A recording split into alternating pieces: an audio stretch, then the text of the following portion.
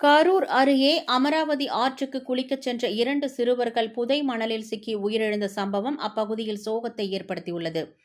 கரூர் மாநகராட்சிக்கு உட்பட்ட வெங்கமேடு பாலகிருஷ்ண நகர் பகுதியைச் சேர்ந்த சேகர் என்பவரின் மகன் த்விங்சன், வெங்கமேடு ஜீவா நகர் பகுதியைச் சேர்ந்த சுரேஷ் என்பவரின் மகன் கவிதாசன் அங்குள்ள தனியார் பள்ளி ஒன்றில் 9ஆம் வகுப்பு பயின்று வந்தனர். இவர்கள் இருவரும் அதே பகுதியைச் சேர்ந்த இன்னொரு மாணவருடன் சேர்ந்து அமராவதி ஆற்றுக்கு குளிக்கச் சென்றனர்.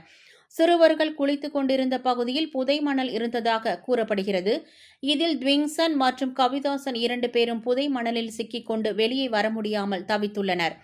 உடன் வந்த சிறுவன் கத்தி கூச்சலிடவே அருகில் குளித்துக் கொண்டிருந்தவர்கள் விரைந்து சென்று சிறுவர்களை மீட்டு வெளியே கொண்டு வந்தபோது அவர்கள் ஏற்கனவே இறந்துவிட்டது தெரியவந்தது. சம்பவ இடத்திற்கு வந்த கரூர் நகர காவல்துறையினர் சிறுவர்களின் உடலை மீட்டு கரூர் அரசு மருத்துவக் கல்லூரி மருத்துவமனைக்கு உடற்பரிசோதனைக்காக அனுப்பி வைத்தனர். இச்சம்பவம் அப்பகுதியில் சோகத்தை ஏற்படுத்தியுள்ளது. சிறுவர்கள் புதை மணலில் சிக்கி உயிரிழந்ததாக கூறப்படும் அமராவதி ஆற்றுப்படுகையில் மணல் கடத்தப்படுவதாக சமூக ஆர்வலர்களும் பொதுமக்களும் தொடர்ந்து புகார் கூறி வருவது குறிப்பிடத்தக்கது.